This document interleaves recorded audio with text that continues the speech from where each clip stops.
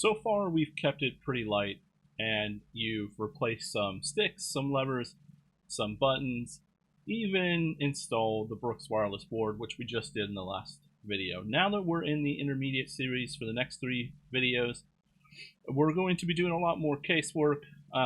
We're going to be doing a lot more disassembling and breaking, right? That's kind of for me, the sort of barrier between beginner and true intermediate, which is now you got to start making actual true modifications to a case, which can be a little dangerous if not done properly or rushed, but also could just leave you in a bad place or leave your stick busted, which we don't want. So today we're going to start off kind of going head first, and we're going to basically gut the internals of a stick, and we're going to replace the sort of outer rim of a Razer Panthera. So this is on sale on Amazon. You can get them usually pretty cheap. This one was on sale for like $100. It's a great stick. It's the bigger sort of brother of the Razer Panthera Evo, which is not mod friendly.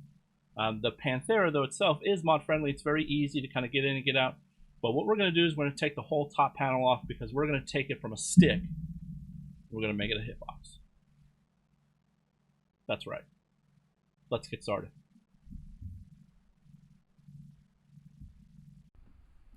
The easiest way to do this is, if you don't have a painter's tool, have an X-Acto knife, which can work. You see there's like a little gap kind of right here.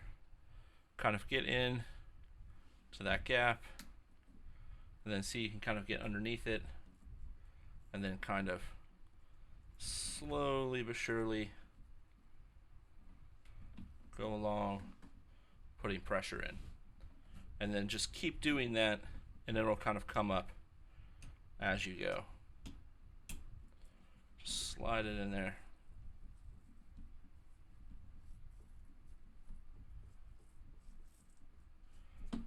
See, you'll feel it start to pop up more. Now I can kind of get a grip on it. Once you start to pop up a bit more, the easiest thing is to take a flathead screwdriver, kind of go in there, so you can get a lot more leverage this way. If you have a painter's tool, though, it goes by pretty quickly. You can see now I've got quite a bit.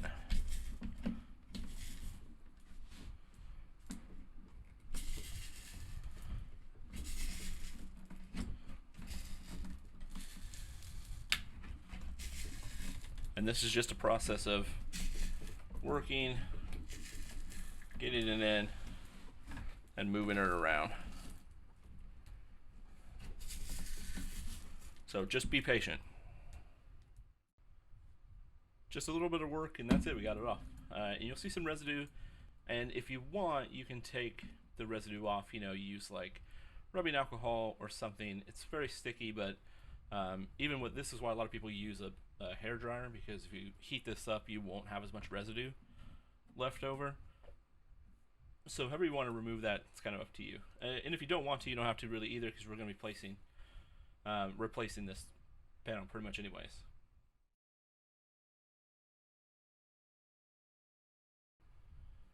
The next thing we need to do is disassemble what is essentially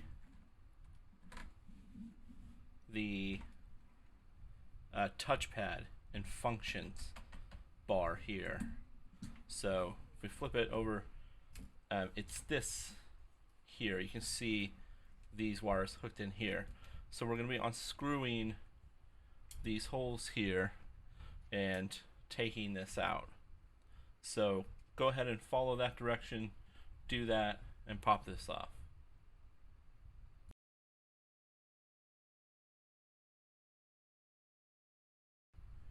Okay, we've done that, so we've got it here in the case.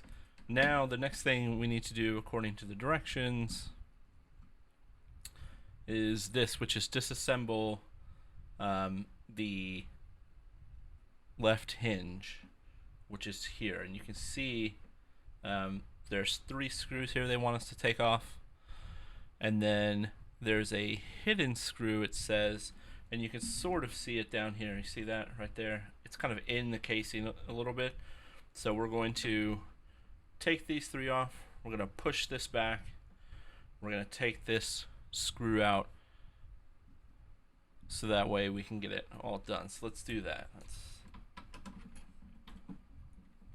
And this one we'll do together.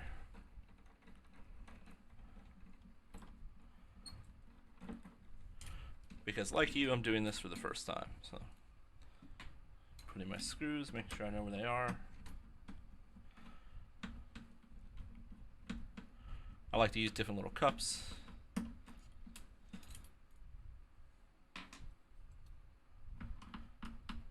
Or sometimes I'll tape out, like I've done now, is tape out my desk in little squares. So that way I place the screws in little squares. I know where each one goes. Okay, so we've taken the 3 big screws out. We should be able to lift this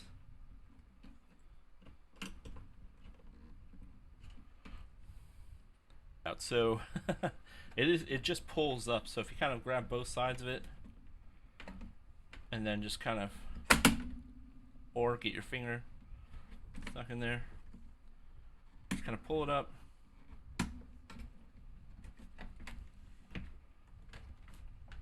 I'll work both sides of it there.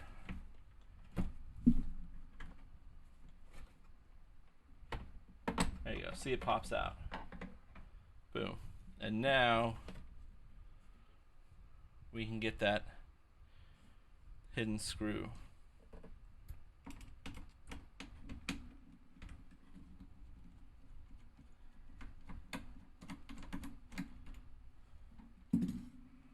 And there we go. We got it.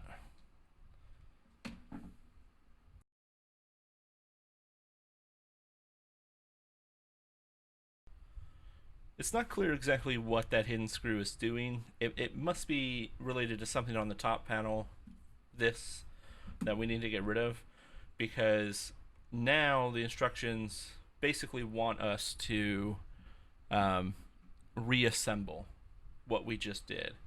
So essentially all of that work, this, getting the hinge out, disassembling and getting that hidden screw out, is really just seems to be about that hidden screw.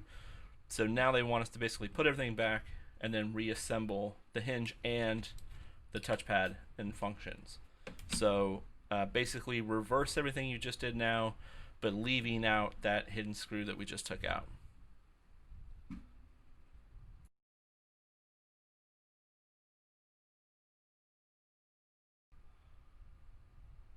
Suspicions were correct, so it looked like this was the hidden screw, as sort of mentioned here on their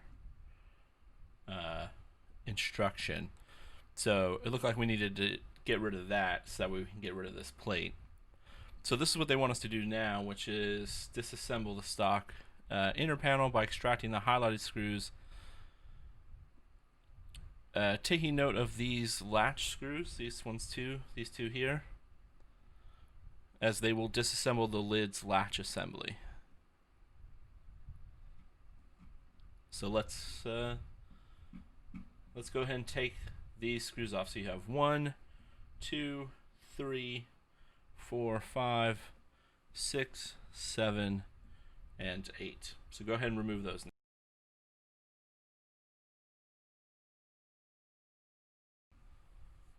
Now if you're not like me, if you're doing just a regular replacement aluminum panel that has a joystick, this is sort of where your job is almost done, which is all you're going to do now, according to the instructions, is to place the new panel on top and then affix it with the screws, basically reassembling everything. But if you're like me and you're making this a hitbox conversion, then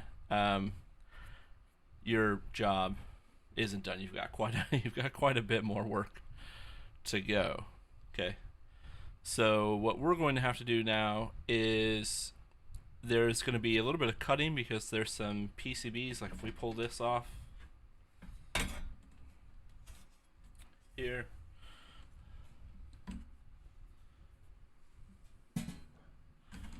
is that when we put the new layout on, some of this plastic here is going to be in the way of the buttons, so we're going to need to trim and cut a little bit,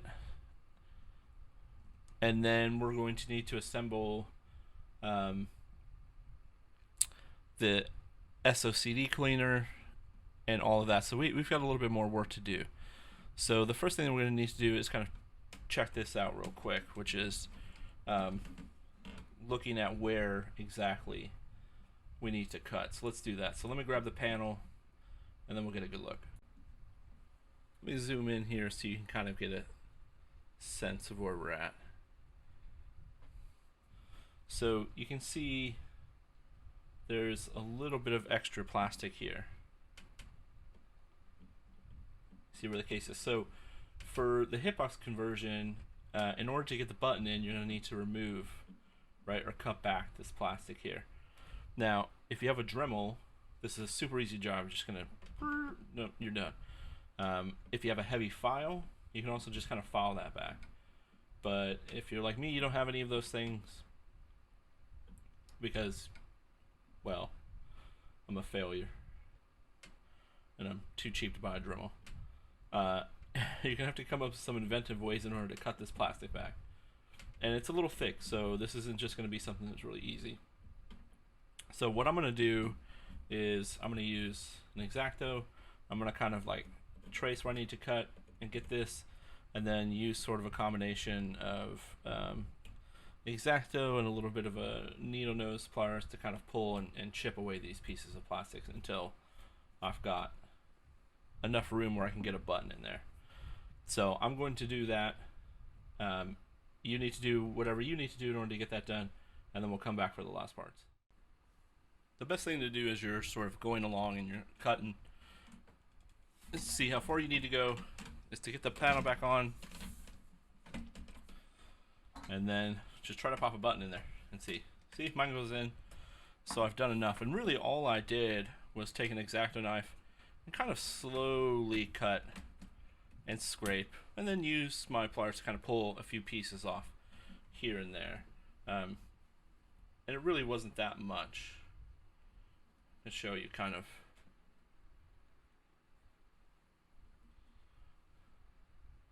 It's like that, right? You see that? It wasn't really that much plastic, so it's not as bad as it sort of looks at first. Okay, so now you have a couple choices. You can go ahead and put the panel back on. If you have the Hitbox, when you buy from Arcadeshock, it's a kit essentially, because it comes with the cleaner, all that, which I have here, the 5-pin harness, and then the USB cable here, which goes to the cleaner to the PCB. But it also has a bottom layer, this one here, and then the top layer. And the bottom layer is for vibration, right? It makes it more stable. So what you can do is you can go ahead and put the panel back on, go ahead and replace all of the screws, get the latch back on, or you can go ahead and just move right on to doing the PCB and the cleaner and the SOCD cleaner. That's really up to you. I think what I'm going to do is go ahead and get the cleaner set up first, just so I have more room to kind of mess around in, and then I'll put the panel back on last. So I'm going to go ahead and start doing that now.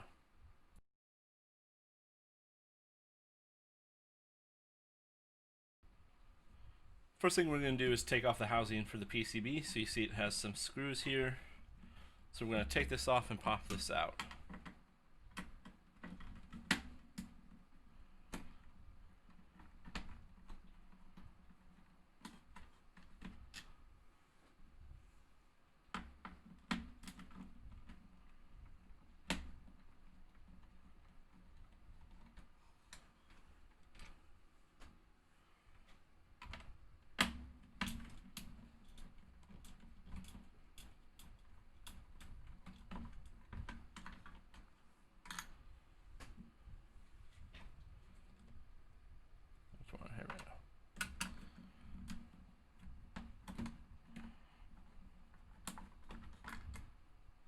There we go.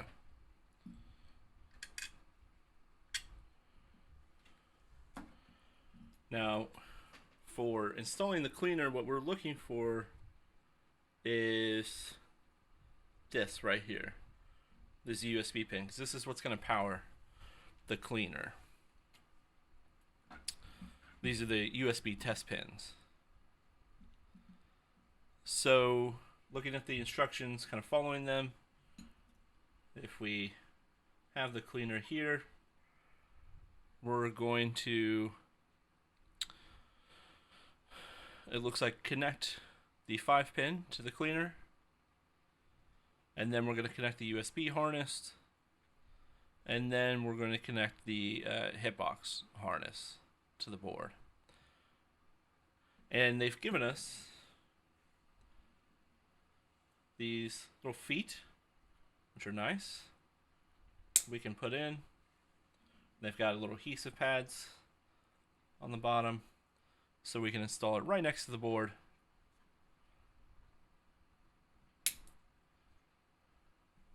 Just pop it down right here, so it's kind of out of the way.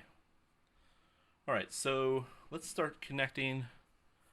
So we need to connect the 5-pin. So let me zoom out, sorry. All right, so we need the 5-pin. Go in here.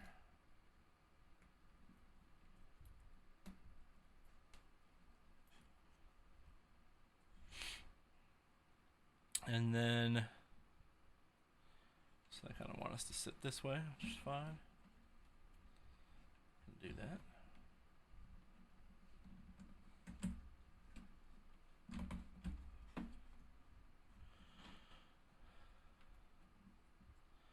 And then B is to connect the USB harness, which is here. All of this is provided in the kit, by the way, when you buy it from Arcadeshock, which is very nice.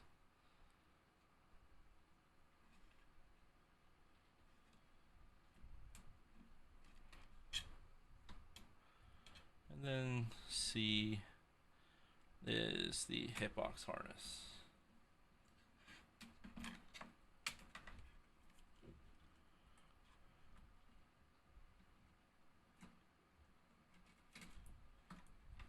Which we will connect here. Boom. All right.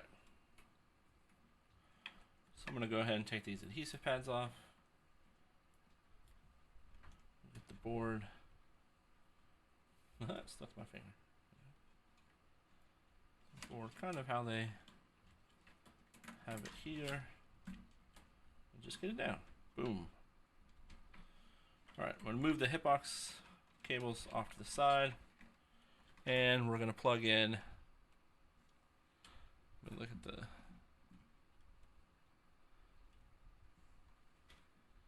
We're going to plug in the harness here.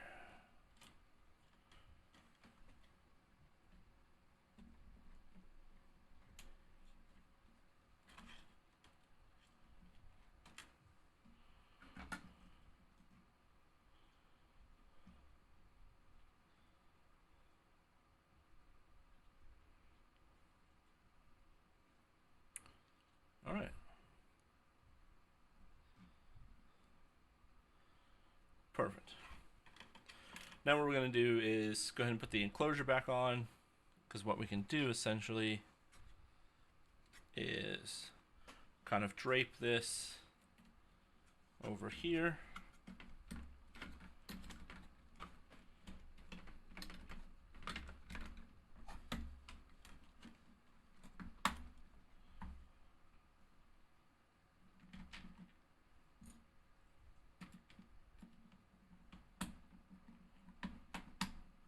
Get in there.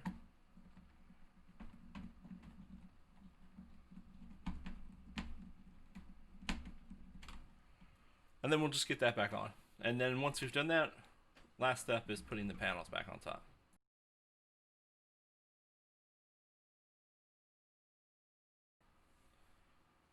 We're almost done, so now we're just gonna get to the last part, which is getting these panels back on and getting, remember, don't forget the latch. Let's get that bad boy back on there.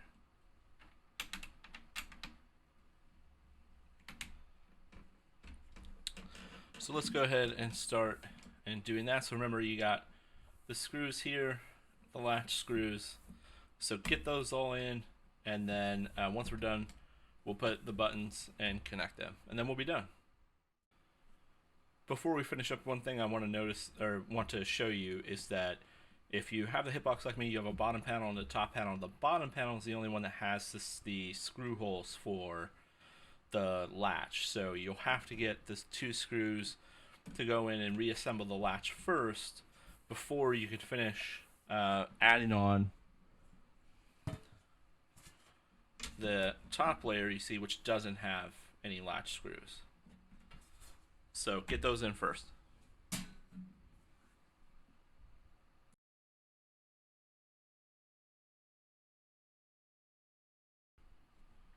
Panels are on. Oh, looks so beautiful. Looks so good. Got little scrapies there. I'll get rid of that. Alright, so now we're going to put our buttons in, and then we're going to wire them up. So this you kind of already gone through in the first modding 101 video, but I wanted to show you some very special things I ordered from Focus Attack. So they just got released here in the US, and I got them right away because I just thought they were gorgeous. So these are the buttons that are going to go in, which are, ooh, look at that, gorgeous metallic red and the metallic blue. These are brand new Sanwas, so we're going to get them in. They're going to be gorgeous, a little tight fit, not too bad.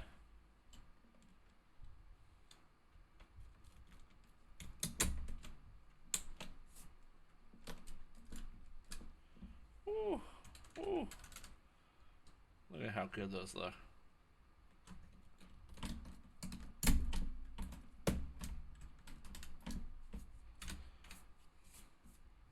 Now, if you ever get the metallic series from Sanwa, one thing you should always have is the new remover, which I think is a Buttercade, I think. But it's great. Instead of pressing the pins, which can sometimes break, especially on the metallic ones, you kind of use this little tool, kind of push and pop out, and it saves you from snapping off the tabs. I would definitely recommend them in this, especially since you have a double thickness now with this, because there's 2 panels. They're not going to sit as flush as they normally. See, this tab here is kind of pushed in a little bit because it's just a thicker top now. So I would definitely recommend that. So let me pop these in real quick, and then we'll wire them up.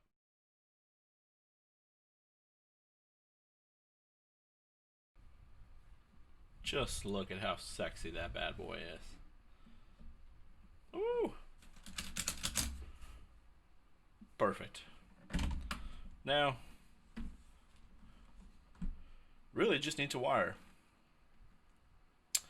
And the wiring for the Hitbox is pretty easy.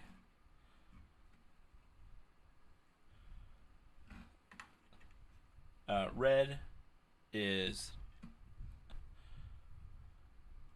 up, green left, yellow right, orange is down. And you see on their instructions they kind of give you this already, which is perfect. So all we're going to do is connect these like normal.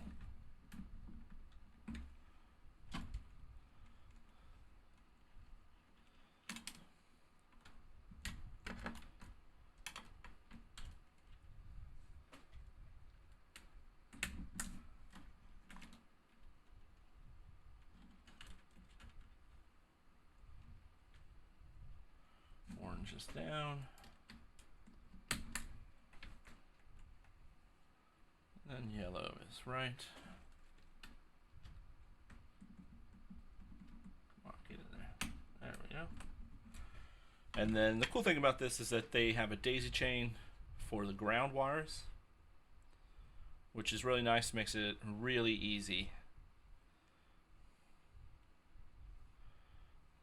So I'm gonna do, looks like I'm probably gonna do this one here, because it has the most room. And then we'll go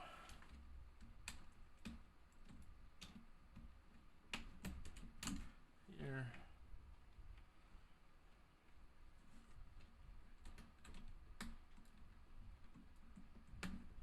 There. And back.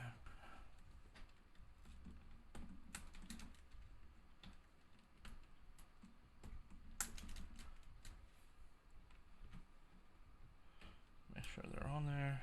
Yeah. All right, there you go. So now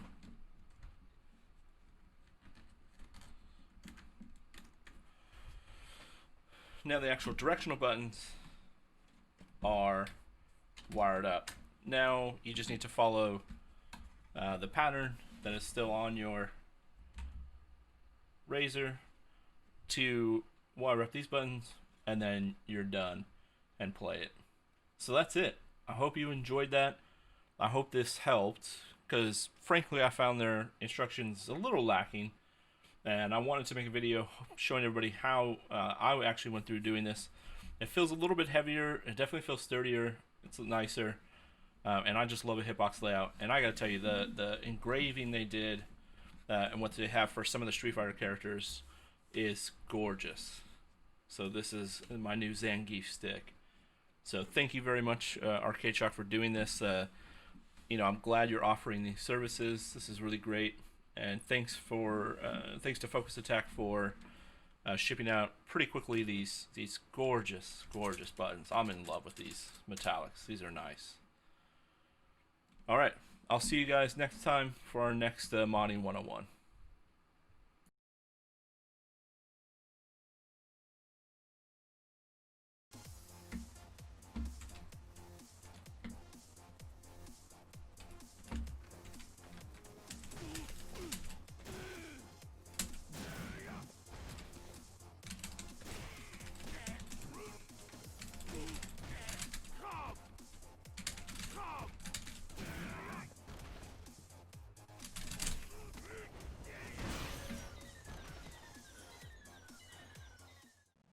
And that's it. I told you, relatively easy once you get down to it. It's just a lot of little steps and a little bit of cutting. But look at this. My baby. Yeah, my baby. It's my baby dog. Right? Look at oh, he looks so good. And don't the metallic buttons just look amazing with the aluminum top. Now it does add some weight, but I like that. I like a heavy stick. The engraving was easy. Arcadeshock has them preset. You can choose different fighters from different series. And that's all I did, bought it. I didn't really have to do anything there, although you can have them etch in your own design if you want. Or, like I said before in the sort of beginning of the video, you could add your own artwork, etc. You don't have to go for the aluminum replacement. Although, for the hitbox, you do, right? But look how great it is. And it fits, and it feels so wonderful, and it makes the stick, which the one thing I don't like about the Panthera is it can be a little wobbly because it opens up, right, the way the hinges work in the case. So with the heavier top on it, it eliminates that for me, which personally for me is perfect. So that's it. So make sure you hit that subscribe button so you don't miss the next intermediate video coming up soon. See you next time.